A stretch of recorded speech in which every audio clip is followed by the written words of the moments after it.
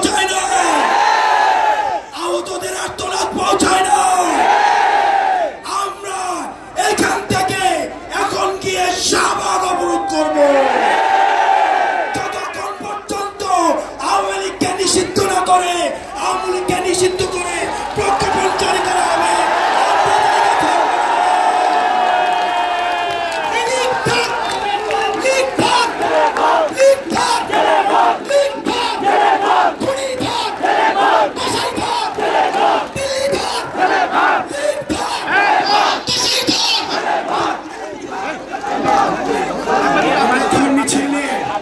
আমরা মিছিল নিয়ে আমরা শাহবাগ অবস্থান করবো এবং এখান থেকে আমাদের দ্বিতীয় উত্থান পর্ব শুরু হবে।